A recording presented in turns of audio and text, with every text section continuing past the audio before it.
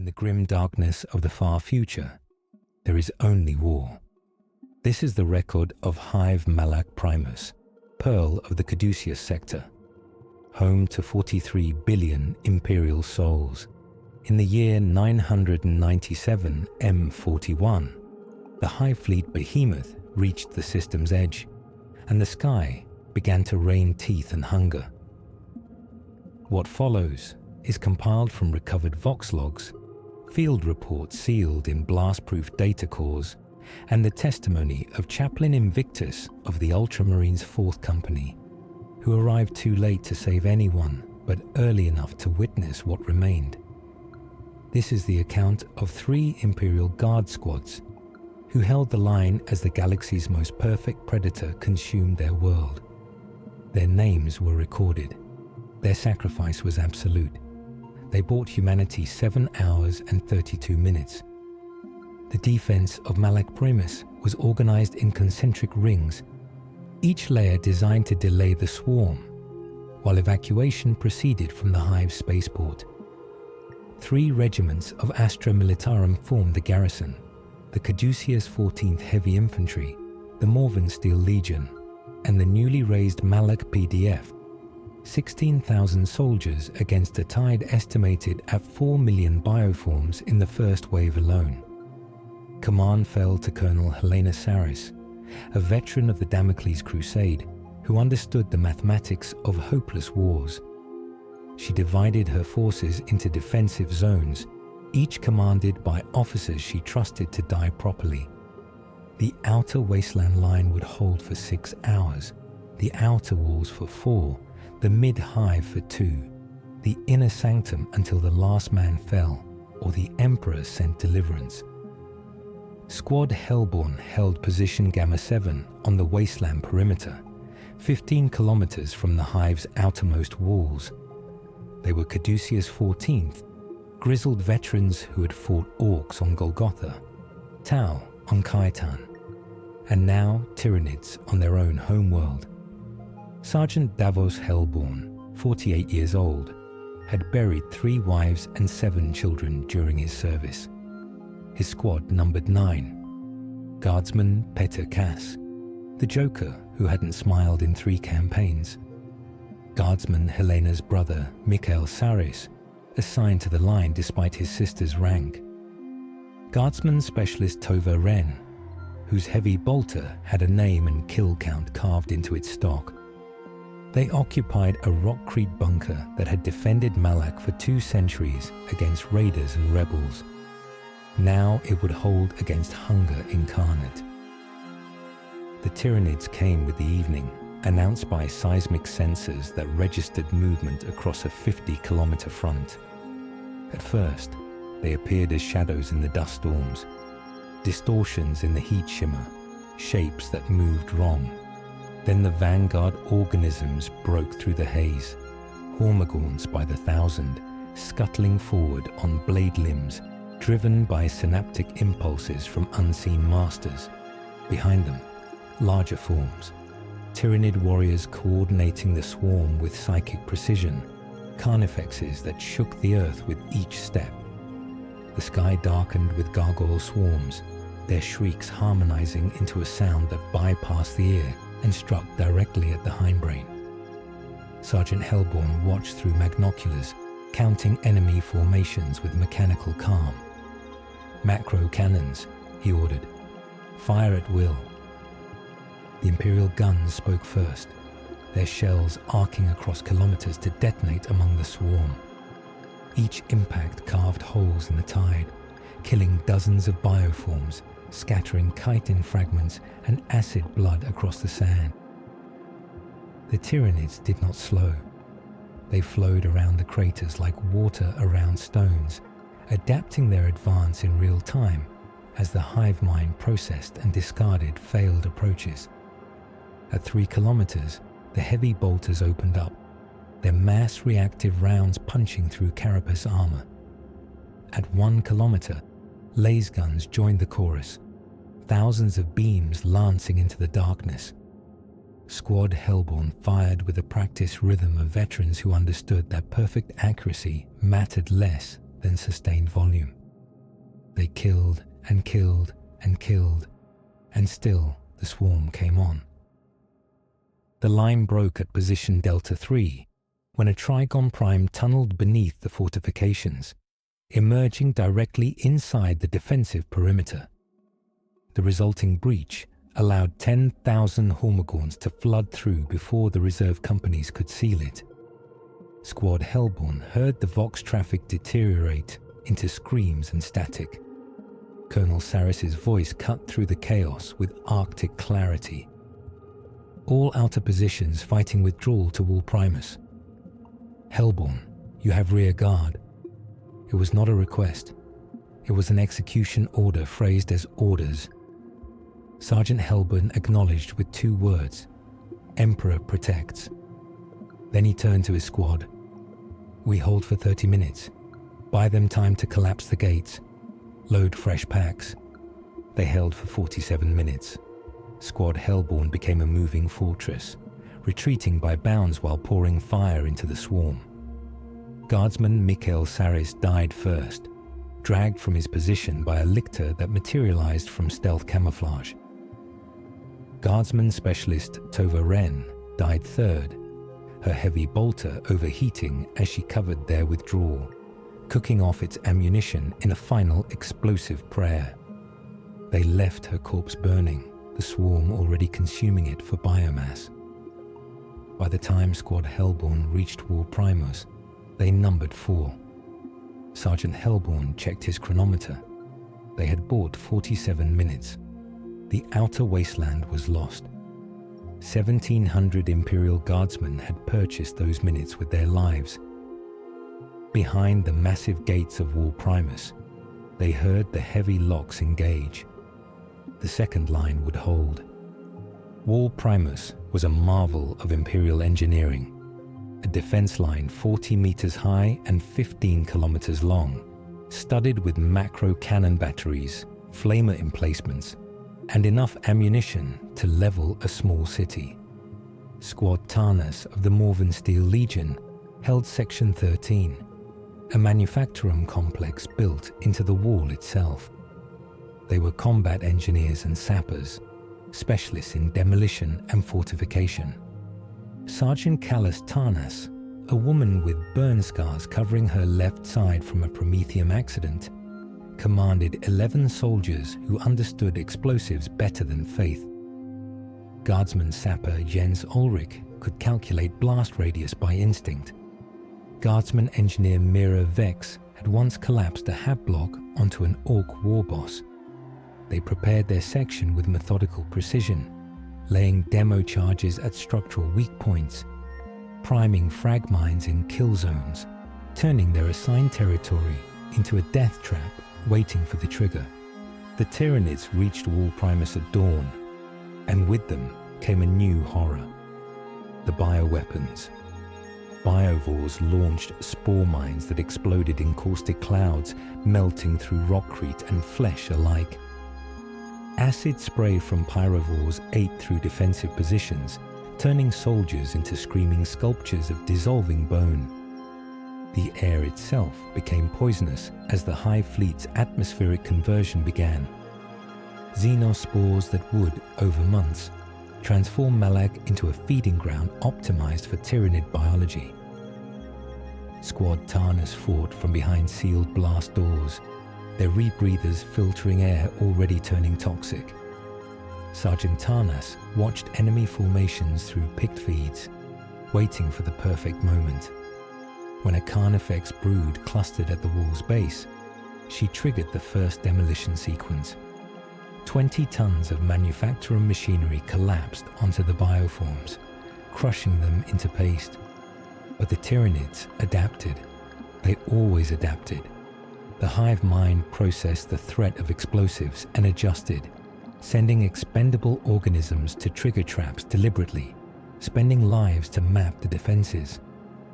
By midday, Squad Tarnas had exhausted half their demolition charges and killed perhaps 10,000 bioforms.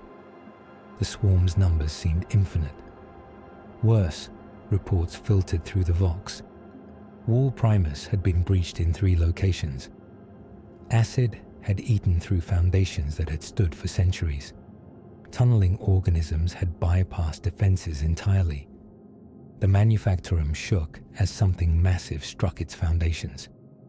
Sergeant Tarnas checked her demolition panel. Enough explosives remained to bring down their entire section. "If we collapse this," Guardsman Ulrich said quietly, "we collapse it on ourselves." Tarnas nodded. "I know, but not yet. Not while we can still shoot." The order to abandon Wall Primus came at 1400 hours, 8 hours into the siege. Colonel Saris's voice was hoarse from screaming orders over Vox channels filled with death. "All sections withdraw to the mid-hive. Demolitions teams, collapse your sections on my mark." Squad Tarnas prepared for final withdrawal, rigging their last charges with hands that moved by training rather than hope. But the swarm was faster. A brood of genestealers, elite organisms designed for close-quarters murder, infiltrated through maintenance tunnels, emerging behind Imperial lines. They killed silently and efficiently, razor claws ending lives before screams could form. Squad Tarnas lost 6 soldiers in 30 seconds. Sergeant Tarnas made her decision. She transmitted 2 words to Colonel Saris: "Collapsing now." Then she hit the detonator. Section 13 of Wall Primus folded in on itself. 2 million tons of rockcrete and steel collapsing into the manufactorum's lower levels. The explosion was visible from orbit, a plume of dust and fire rising into the toxic sky. The blast killed an estimated 15,000 Tyranids caught in the collapse zone and sealed that section of wall completely, impassable even to burrowing organisms. It also killed Sergeant Callis Tarnas and 4 members of her squad, crushed beneath the structure they had transformed into a weapon. Guardsman Jens Ulrich survived, thrown clear by the blast's edge, his eardrums ruptured but alive. Guardsman Mira Vex survived, pulled from the rubble by retreating units. They were evacuated to the mid-hive with the other survivors, joining the flood of soldiers and refugees that poured through the inner gates. Wall Primus had held for 9 hours. Now it belonged to hunger. The mid-hive was chaos incarnate. Billions of citizens attempted evacuation through transit systems designed for millions.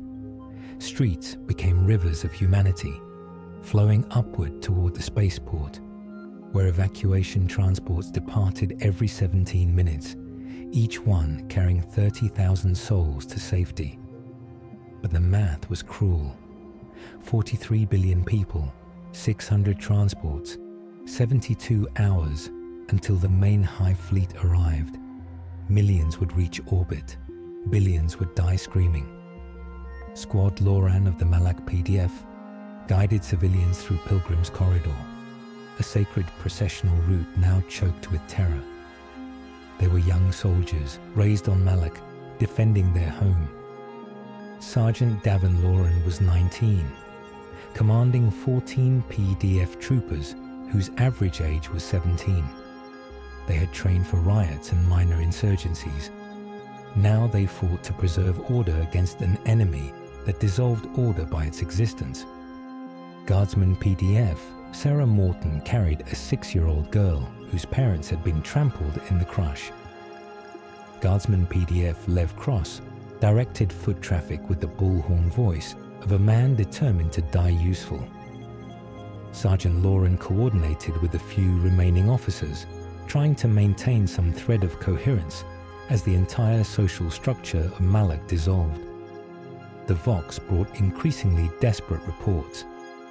Tyranid organisms infiltrating through collapsed sections, civilian shelters breached, entire hab blocks going silent. And worse, the bioship organisms in low orbit had begun dropping spore mines directly into the hive's upper levels. The enemy was already inside.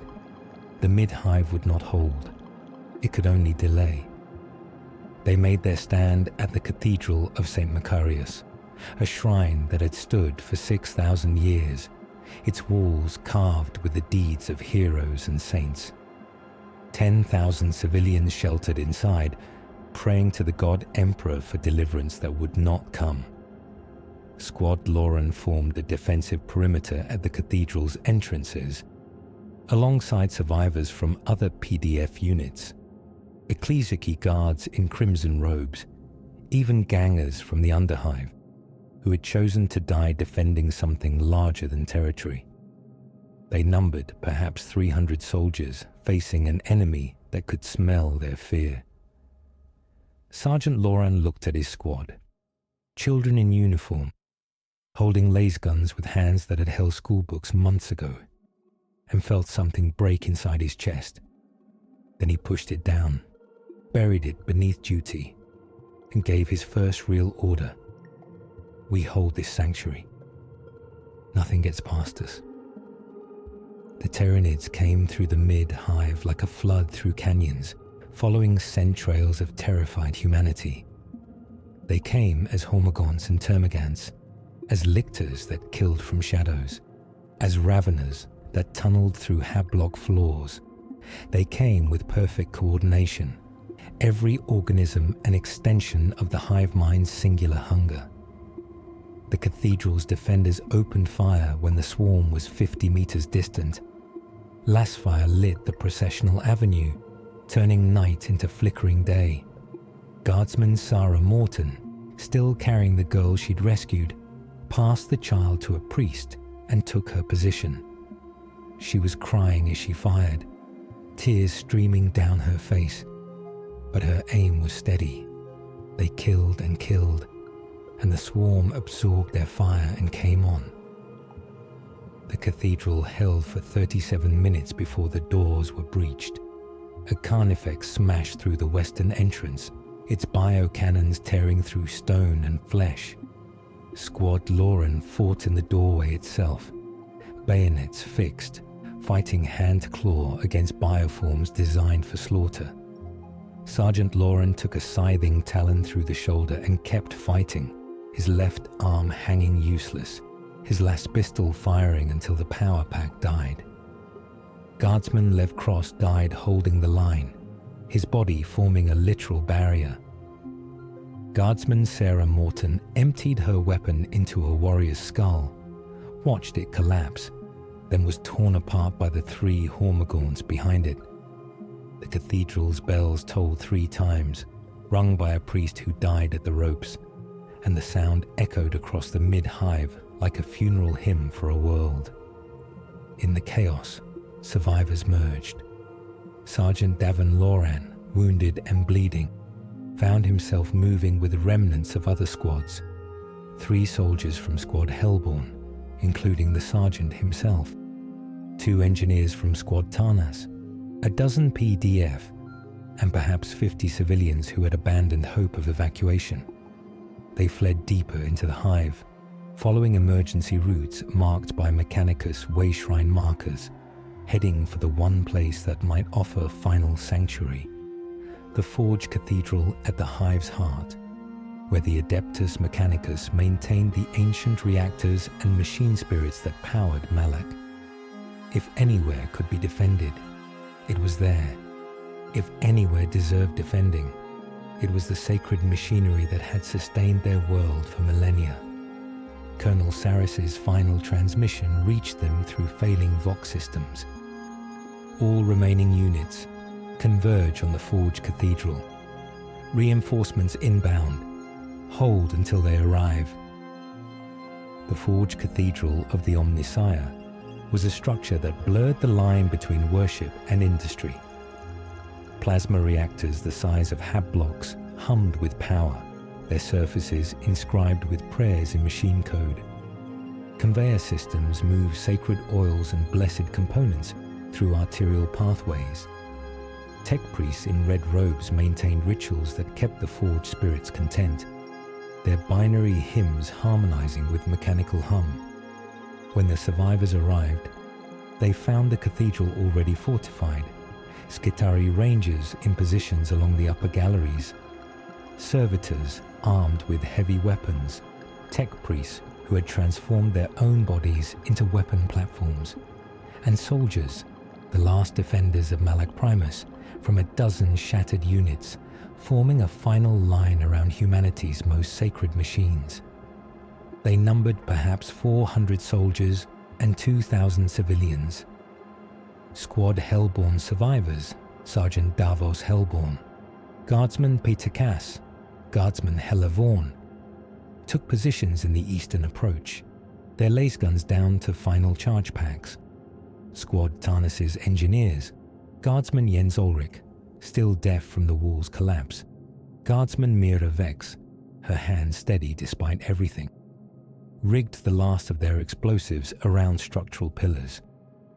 Squad Lauren's remnants, Sergeant Davin Lauren with his wounded shoulder bound in prayer paper, Guardsman Mikkel Wren, 6 terrified teenagers who had aged decades in hours, held the southern entrance with a desperation that transcended training. They were no longer separate squads. They were the final defenders, united by proximity to annihilation. Sergeant Davos Hellborn, as the senior surviving NCO, assumed command. He studied the tactical displays with eyes that had seen too much death to fear his own. The Tyranids were converging on the Forge Cathedral from all directions, drawn by the concentration of life signatures. They would arrive in waves, testing defenses, probing for weakness. The swarm had time. The defenders did not. "Listen," Hellborn said, his voice carrying to every soldier. "Reinforcements are coming. Ultramarines maybe. Astartes who can turn this tide. Our job is simple.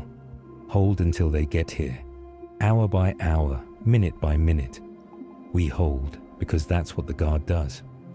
We hold because 43 billion people can't evacuate if we don't. We hold because the Emperor wills it. And fuck the Xenos if they think hunger is stronger than duty." His words were not inspiring. They were not meant to be. They were simply true. The swarm hit the Forge Cathedral like a tsunami striking a lighthouse. They came from below, tunneling through the Hive's foundation. They came from the sides, smashing through reinforced walls with living, battering rams. They came from above, gargoyles diving through blast holes in the ceiling. The Skitarii opened fire first, their galvanic rifles humming with electric death. Then the Guardsmen joined, thousands of lasguns creating a lattice of light. The cathedral's machinery became part of the defense. Plasma vents opened to incinerate approaching bioforms. Cargo lifters dropped tons of blessed steel onto the swarm. Even the sacred oils ignited into rivers of holy fire.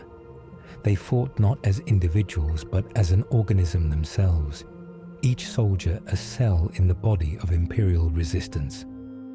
Hour 1. They held every entrance. Casualties, 73. Hour 2. The eastern approach fell. Sergeant Hellborn led a counterattack that retook it, wielding a power maul taken from a dead Skitario. Casualties, 116. Hour 3. Lictors infiltrated through ventilation systems.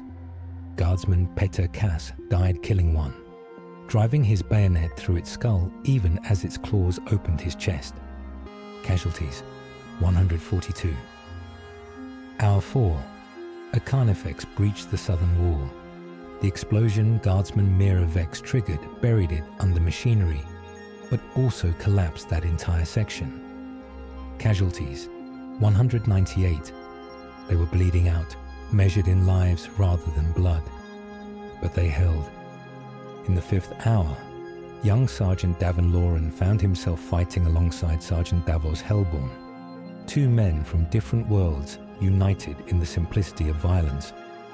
Lauren was terrified. Hellborn was exhausted. Between them, they held a choke point where 3 corridors converged, firing until their weapons overheated, then fighting with knives and improvised clubs when ammunition ran dry. "How many wars have you fought?" Lauren asked during a brief lull. Hellborn laughed bitterly. 12 campaigns, 15 years, and I'll die here same as you, killed by something that doesn't even know my name." Then the swarm came again, and conversation ended. They fought back to back, veteran and rookie, both knowing they were already dead, but too stubborn to accept it yet. The tech priests unleashed their final sanctioned weapon, an ancient pattern Volkite culverin, a relic from the age of strife, its machine spirit awakened through desperate prayer and forbidden protocols. The weapon's beam burned with heat beyond comprehension, turning bioforms to ash, igniting the air itself. It fired for 7 minutes before its machine spirit screamed and the weapon exploded, taking the tech priest and 12 guardsmen with it. But those 7 minutes bought time, carved a temporary gap in the swarm. Time enough for guardsman Jens Ulrich, still deaf and operating on visual cues alone, to finish rigging the last demolition charges. Time enough for the remaining civilians to be shepherded into the cathedral's deepest sanctum, where the plasma reactors might shield them from what came next. The 6th hour brought the ceiling's collapse. A Tyranofex had positioned itself above the cathedral, its biocannons firing rupture shells that cracked the ancient stone. Light poured through the breach, and with it came the swarm. They dropped from above, bypassing every defense, landing in the cathedral's heart. The careful defensive positions dissolved into chaos. Every soldier fought where they stood, no longer following orders because no orders could be heard over the screaming. Sergeant Davos Hellborn took a Hormagaunts claw through the stomach, felt his intestines spill, and kept fighting because stopping meant dying.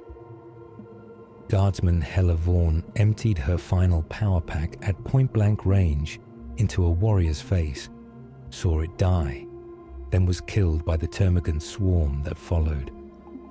The cathedral had become a slaughterhouse. The defenders were being rendered into meat. In the 7th hour, fewer than 40 soldiers remained alive. They formed a circle in the cathedral's central nave, their backs to the plasma reactors, facing outward at an ocean of chitin and hunger.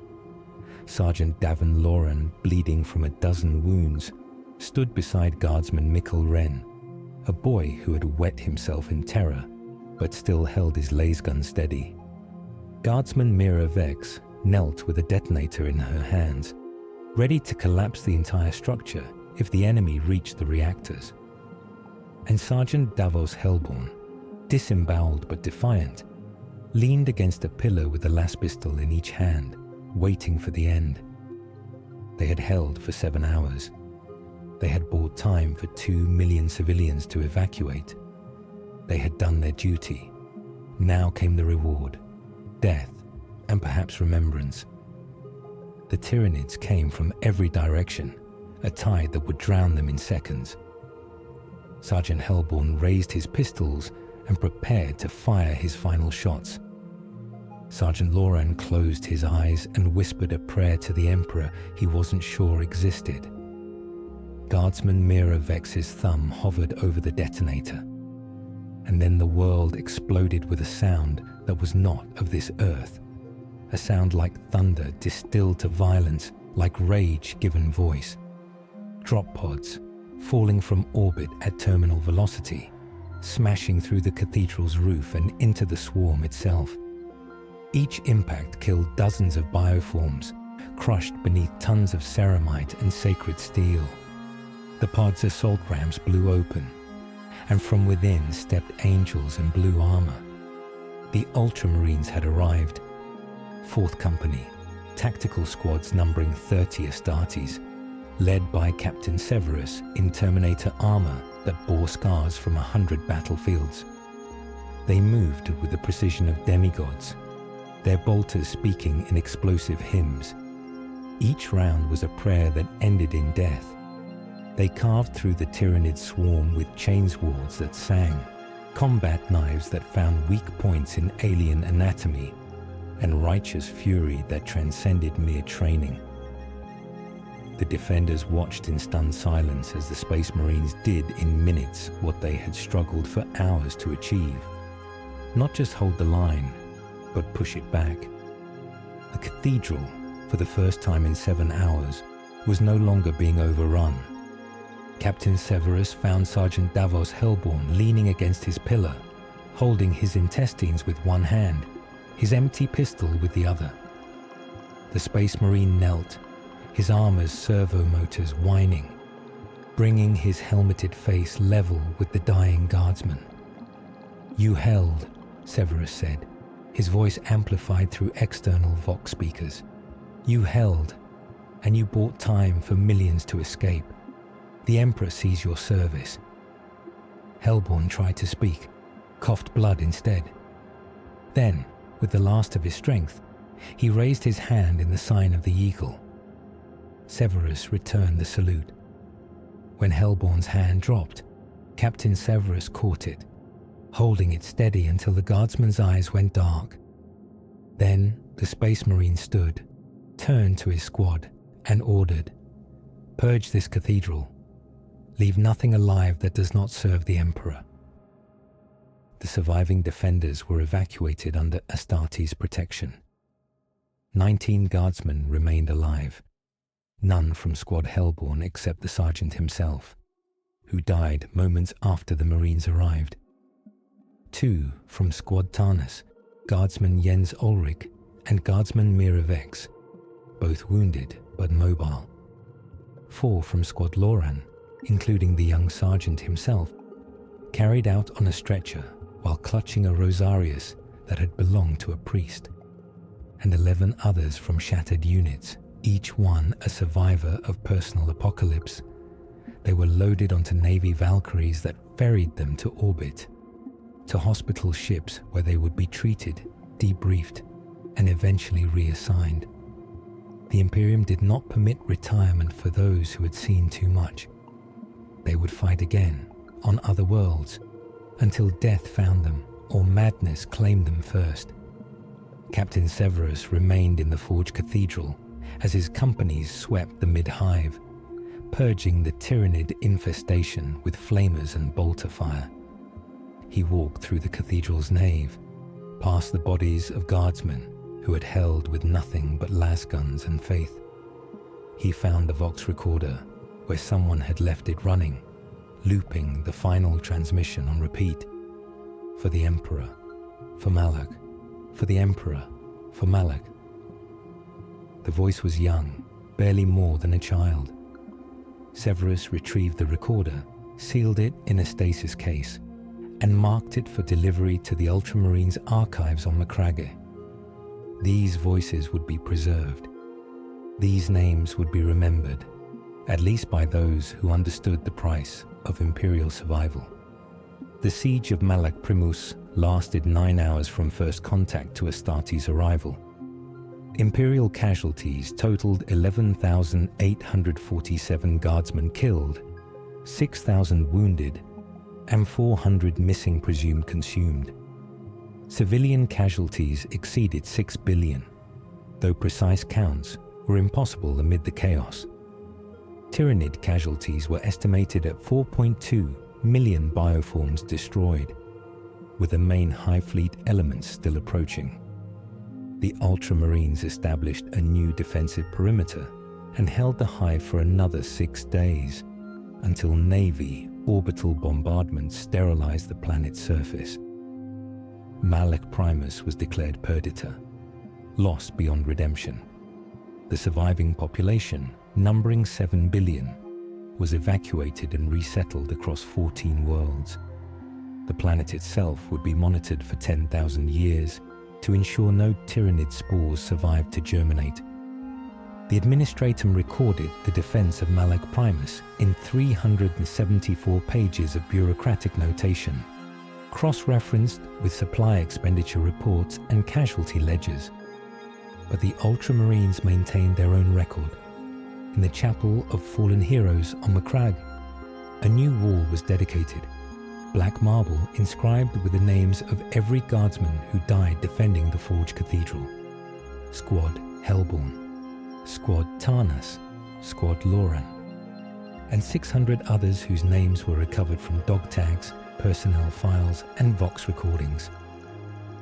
Chaplain Invictus of the 4th Company personally oversaw the inscription, speaking each name aloud as servitors carved it into stone.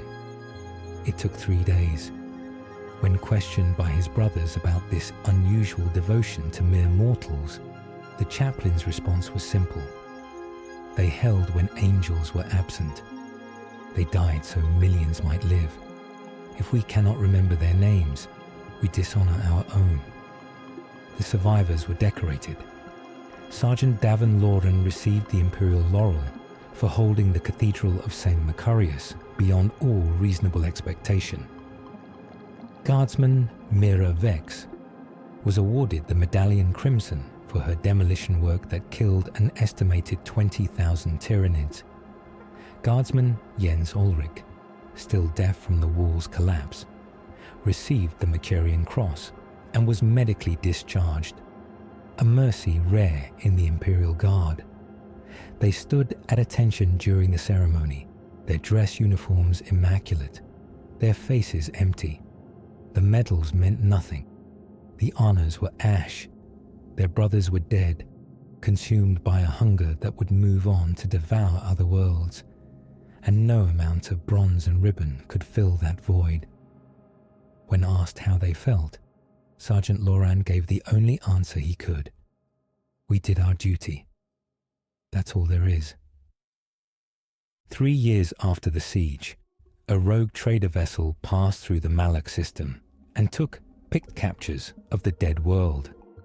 The Hive still stood, a monument to Imperial engineering even in death. But the wasteland around it had changed. The Tyranid infestation had been burned away, leaving glass where sand had been. Nothing grew. Nothing moved. The planet was sterile, dead beyond revival. Yet in the ruins of the Forge Cathedral, something remained. Prayer papers pinned to walls, their ink faded but still legible. Last words from soldiers who knew they would not survive. Letters to families they would never see. Prayers to an emperor they hoped was listening. The rogue trader's chronicler photographed everyone, preserving them in data cores. These scraps of paper, meaningless to the Imperium's grand strategy, were the truest record of what had transpired. They were hope and fear made tangible. One letter, found pinned to the cathedral's eastern wall, was attributed to Guardsman Peter Cass of Squad Hellborn. It read, "To whoever finds this, my name was Peter Cass. I was from Hive Brontium originally, assigned to Caduceus 14th, served 12 years. I don't know if anyone will read this. I don't know if it matters. But I was here. We all were here. We held because that's what soldiers do. We died because that's what the Imperium requires. If you're reading this, you survived. Remember us. Not as heroes, we weren't. Just as soldiers who did their job. That's all we ever wanted. That's all we deserve." The letter was stained with something that might have been blood or might have been acid. The signature was barely legible, but the words endured. On 17 Imperial worlds across the Caduceus sector, new regiments were raised to replace the units lost at Malak Primus. The Caduceus 15th Heavy Infantry, the Morven Steel Legion, 2nd Founding, the Malak Refugee Defense Force, composed of survivors evacuated from the doomed world, formed into a regiment that would carry their home's name into future wars. Fresh conscripts, young and terrified, were loaded onto transports and shipped to training worlds. They learned to march, to shoot, to die on command.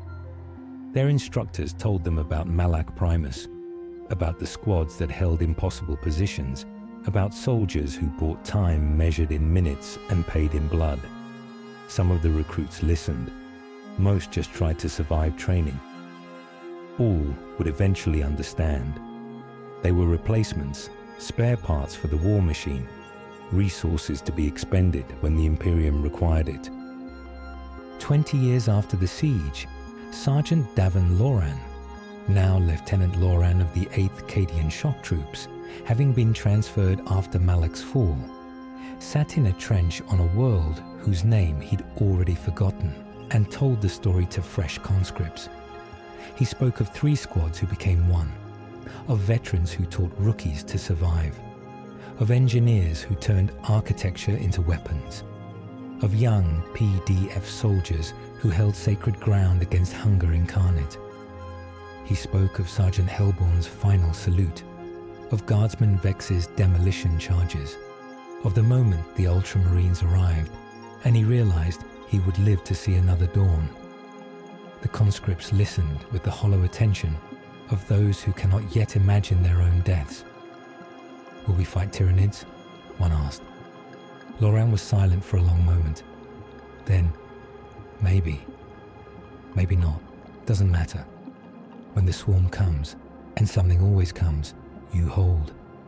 That's the job, that's all there is.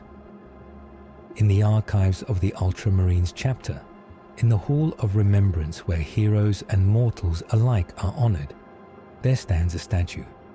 It depicts not a space marine but an Imperial Guardsman, armor battered, weapon raised, face set in determination that transcends fear. The plaque reads, "Unknown soldier of Malak Primus." He held the line so others might live. He died so humanity might endure. He was one of billions who serve without glory. He represents them all. Visitors to the hall often stop before this statue, Astartes and mortals alike, and wonder who the soldier was. Sergeant Hellborn, Sergeant Tarnus, Sergeant Loran, some other nameless defender. The truth is, it doesn't matter. The statue represents every soldier who ever held an impossible position, who ever bought time measured in heartbeats, who ever died forgotten by everyone except the brothers who died beside them. It represents the Guard itself, imperfect, expendable, and utterly indispensable. In the endless wars of the Imperium, ordinary humans perform impossible deeds, not for glory, but because duty demands it. The siege of Malak Primus was one of countless battles. 3 squads became one, holding the line until only 19 remained, proving that even in eternal darkness, defiance itself is humanity's last light. In the grim darkness of the far future, there is only war.